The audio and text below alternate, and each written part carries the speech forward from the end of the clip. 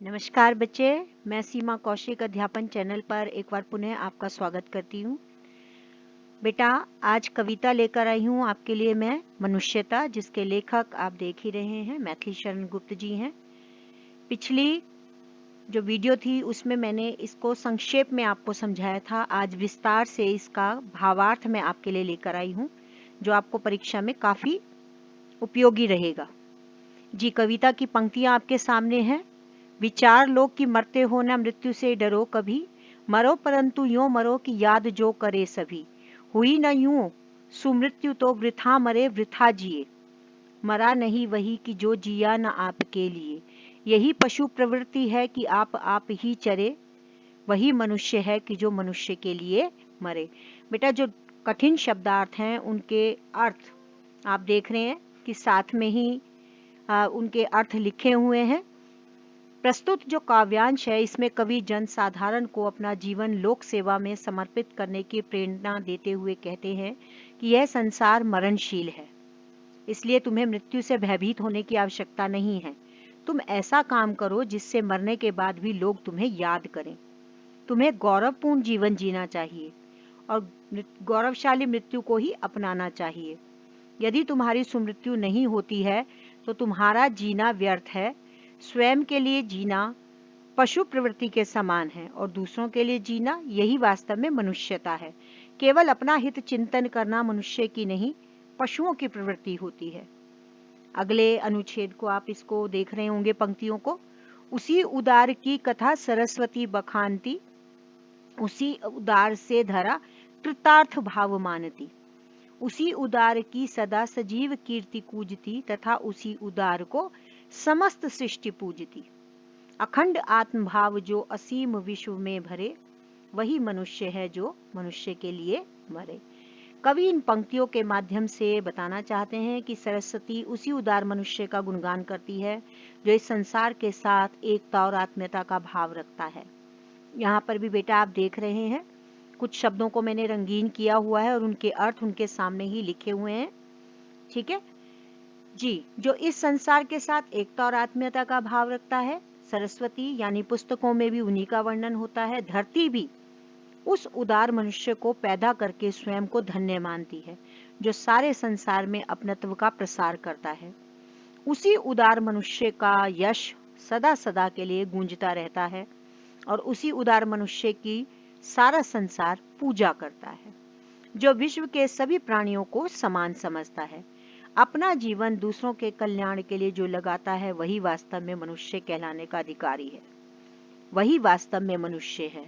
वह स्वयं को हर प्रकार की संकीर्णता और अलगाव से मुक्त रखते हुए सबको अपना मानता है। वास्तव में सच्चा मनुष्य वही कहलाता है जो मानव के लिए जीता मरता है। अगली पंक्तियों में आप बेटा देखें, शुद्धार्थ, शुद्धार्थ कहते हैं भूख से व्याकुल यानी पीड़ित। रंति देव ने दिया करस्त थाल भी, तथा दधीची ने दिया परार्थ अस्थि जाल भी। उशीनर क्षितिश ने स्वमास दान भी किया, सहर्ष वीरकर्ण ने शरीर चर्म भी दिया। अनित्य देह के लिए अनादि जीव क्या डरे, वही मनुष्य है कि जो मनुष्य के लिए मरे। शुद्धार्थ कहते हैं बेटा जो भूख से पीड़ित हो। रंतिदेव राजा थे जिनके राज्य में अकाल पड़ गया था और जिन्होंने अपनी प्रजा के लिए अपने अनाज के भंडार खोल दिए थे, और कुछ पुस्तकों में इन्हें श्रापित राजा भी माना जाता है। तो करस्त कहते हैं हाथ में आए हुए। ऐसे दानी राजा थे कि जब प्रजा के लिए अनाज नहीं जुटा पाए, काफी साल हो गए, तो जब अपने अन्न भंडार इन्होंने खोले तो उसके बाद वह भी समाप्त हो गया। ऐसा हुआ कि एक दिन भोजन करने बैठे और वहां पर एक भूखा पीड़ित व्यक्ति वहां पर आ गया, तो अपने हाथ में आया हुआ यानी अपना जो भोजन का थाल था इन्होंने उन्हें दे दिया, और कहते हैं तभी देवता इन पर प्रसन्न हुए और इनके अन्न धन के भंडार उन्होंने भर दिए थे। दधीची की कथा भी आप सबके समक्ष बहुत ही प्रसिद्ध कथा है। इन्होंने अपनी अस्थियों को यानी हड्डियों को देवता और दानवों के युद्ध के समय दान में दे दिया था, जिससे दानवों का फिर असुरों का संहार हुआ था। उशीनिर क्षितिश, इन्होंने एक कबूतर के प्राण बचाने के लिए अपना स्वमास होता है अपने शरीर का हिस्सा, अपने शरीर का मांस, वो दान में दे दिया था। सहर्ष वीर कर्ण ने शरीर चर्म भी दिया। बेटा यहाँ पर इसमें सहर्ष यानी हंसते हंसते खुशी से, वीर कर्ण ने, आपको पता ही है, कवच और कुंडल अपने दान में दे दिए थे। कृष्ण और इंद्र जब इनके यहाँ याचक बनकर पहुंचे थे। अनित्य का मतलब होता है जो नष्ट होने वाला है, यानी नश्वर। तो अनादि, अनादि कहते हैं जो हमेशा अमर रहेगा, उस जीव को डरने की कोई आवश्यकता नहीं है। आगे इन पंक्तियों का उल्लेख मैंने किया है। कवि ने महान राजाओं का उल्लेख करते हुए मनुष्य शब्द का वास्तविक अर्थ समझाया है और शरीर को नश्वर बताया है। कवि के अनुसार बच्चे, सच्चा मनुष्य वही है जो संपूर्ण मानव जाति के कल्याण के लिए मरता है और जीता है। वह आवश्यकता पड़ने पर दूसरों के लिए अपना शरीर भी बलिदान कर देता है। जैसे राजा रंती देव ने भूख से व्याकुल होते हुए भी अपना भोजन का पात्र घर आए भिक्षु को दे दिया था। दधीची ऋषि ने देवताओं की रक्षा के लिए हड्डियों को दान कर दिया था। गांधार नरेश शिवी ने कबूतर के प्राण बचाने के लिए अपने शरीर का मांस दे दिया था। वीर कर्ण ने मांगने पर अपने कवच और कुंडल भी दे दिए थे। इस नश्वर शरीर के लिए अमर जीव क्यों डरता है? अर्थात आत्मा तो अजर अमर है, तो फिर इस नश्वर शरीर के नष्ट होने से क्या भय है? सच्चा मनुष्य वही होता है जो संपूर्ण मानव जाति के कल्याण के लिए जीता और मरता है। अगली पंक्तियां देखिए बेटा, साफ लिखा है, सहानुभूति चाहिए महाविभूति है वही, वशीकृता सदैव है बनी हुई स्वयं मही, विरुद्धवाद बुद्ध का दया प्रवाह में वहा बहा, विनीत लोकवर क्या न सामने झुका रहा, आहा वही उदार है परोपकार जो करे, वही मनुष्य है कि जो मनुष्य के लिए मरे। कवि ने सहानुभूति को मनुष्य की सबसे बड़ी पूंजी कहा है, क्योंकि यही गुण मनुष्य को महान, उदार और सर्वप्रिय बनाता है। इसी के कारण सारी दुनिया मनुष्य के वश में हो जाती है। दूसरों के साथ दया, करुणा, सहानुभूति का व्यवहार करके धरती को वश में किया जा सकता है। वही महान विभूति होते हैं जो दूसरों को सहानुभूति देते हैं। यहाँ कवि ने बुद्ध का उदाहरण दिया है कि बुद्ध ने करुणावश उस समय की पारंपरिक मान्यताओं का विरोध किया था। विरोधी लोगों को भी उनकी बातों को बाद में मानना पड़ा था। जो दूसरों का उपकार करता है वही सच्चा उदार मनुष्य है। सच्चा मनुष्य वही होता है जो दूसरों के लिए वास्तव में जीता और मरता है। आगे अगली पंक्तियां देखिए बेटा, रहो न भूल के कभी मदांध तुच्छ वित्त में, तुच्छ कहा है छोटा, मदांध कहा है मद में, यानी घमंड में चूर नहीं रहना चाहिए। सनाथ जान आपको करो न गर्व चित्त में, अनाथ कौन है यहाँ त्रिलोकनाथ साथ हैं, दयालु दीन बंधु के बड़े विशाल हाथ हैं, अतीव भाग्यहीन है अधीर भाव जो करे, वही मनुष्य है कि जो मनुष्य के लिए मरे। कवि के अनुसार समृद्धिशाली होने पर भी हमें कभी अहंकार नहीं करना चाहिए। यहाँ कोई भी अनाथ नहीं है, क्योंकि ईश्वर ही परम पिता है।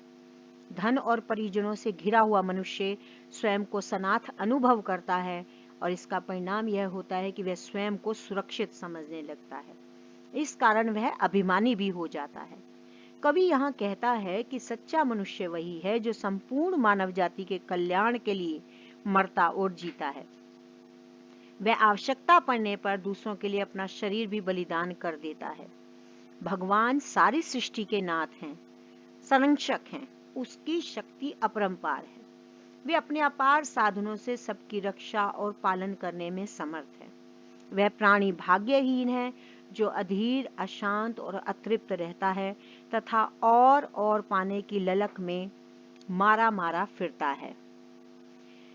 अगली पंक्तियां देखें बेटा, यहाँ लिखा है, अनंत अंतरिक्ष में अनंत देव हैं खड़े, समक्ष ही स्वबाहु, स्वबाहु होती है अपनी भुजाएं, जो बढ़ा रहे बड़े बड़े, परस्परावलंब से उठो तथा बढ़ो सभी, अभी अमर्त्य अंक में अपंक हो चढ़ो सभी।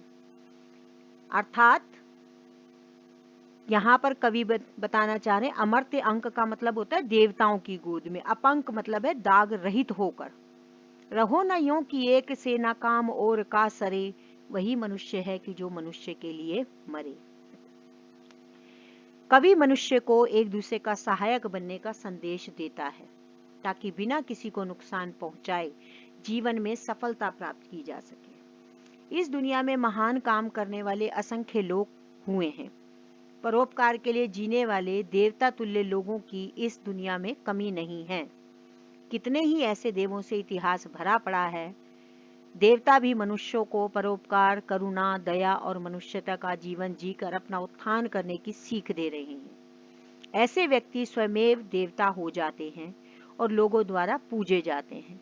कवि मनुष्यों को प्रेरणा देते हुए कहते हैं कि तुम एक दूसरे के सहयोग से महान कार्य करो और निर्मल जीवन बिताओ। ऐसा जीवन जीना व्यर्थ है जो दूसरों के काम बिल्कुल ना आए।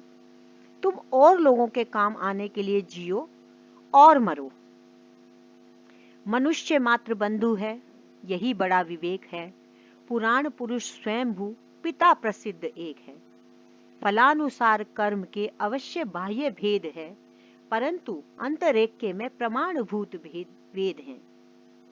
अनर्थ है कि बंधु ही ना बंधु की व्यथा हरे, वही मनुष्य है कि जो मनुष्य के लिए मरे। कवि इन पंक्तियों के माध्यम से बेटा मनुष्य को मिलजुल कर रहने, दूसरों की मदद करने का संदेश देते हैं। और ये संदेश देते हुए वे कहते हैं कि संसार में विवेकी मनुष्य वही है जो विश्व के सभी प्राणियों को अपना बंधु माने, किसी के प्रति पराया या शत्रु भाव ना रखे। मनुष्य की सफलता का सबसे बड़ा प्रमाण यही है कि इन सबको जन्म देने वाला ईश्वर एक ही है। पुराणों के अनुसार वही सृष्टि को जन्म देने वाला एकमात्र पुरुष है। वह स्वयं अजन्मा है। संसार कर्म फल के अनुसार अवश्य, यहाँ पर देखिए बाह्य भेद लिखा है, इसका मतलब विविध रूप है, अर्थात लोग जैसे जैसे कर्म करते हैं उन्हें वैसा वैसा ही रूप प्राप्त होता है। परंतु मूल रूप से अगर देखा जाए तो सभी मनुष्य एक ही हैं। इनमें एक ही चेतना, एक ही प्राण और एक ही ईश्वर समाया है। कवि के अनुसार सबसे बड़ा अनर्थ तो यही है कि कोई मनुष्य समर्थ होते हुए भी अपने बंधुओं की व्यथा ना हरे। वह निष्ठुर, क्रूर और स्वार्थी बना रहे। मनुष्य को चाहिए कि वह बाहरी रंग रूपों को महत्व ना देकर सभी मनुष्यों को अपना बंधु माने और सबको एक ही पिता की संतान माने। अगली पंक्तियों में बेटा देखिए बहुत अच्छा संदेश दिया है। चलो अभीष्ट मार्ग में सहर्ष खेलते हुए, विपत्ति विघ्न जो पड़े उन्हें ढकेलते हुए, घटे ना हेल मेल हाँ बड़े ना भिन्नता कभी, अतर्क एक पंथ के सतर्क पंथ हो सभी, तभी समर्थ भाव है कि तारता हुआ तरे, वही मनुष्य है कि जो मनुष्य के लिए मरे। इन पंक्तियों में कवि एक दूसरे की बाधाओं को दूर करते हुए आगे बढ़ने के लिए प्रेरित करते हुए कहते हैं कि सबका अभीष्ट मार्ग भिन्न होगा। हर व्यक्ति अपनी इच्छा और रुचि अनुसार अपना लक्ष्य निर्धारित करता है, परंतु उसका लक्ष्य क्या होगा? मानव मानव में एकता स्थापित करना, अपने जीवन लक्ष्य को प्राप्त करने के लिए सभी को हंसते खेलते आगे बढ़ना।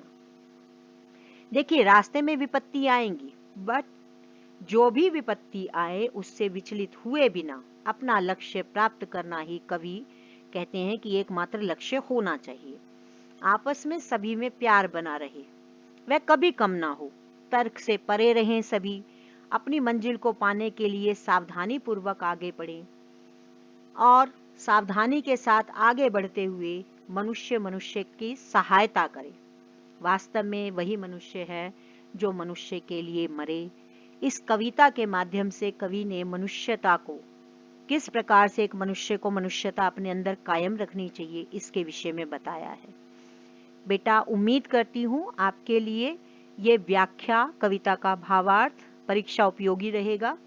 अभी तक अगर आपने चैनल को सब्सक्राइब नहीं किया है तो सब्सक्राइब कर लीजिए, जिससे आगे आने वाली वीडियोस भी आपको लगातार मिलती रहे। धन्यवाद।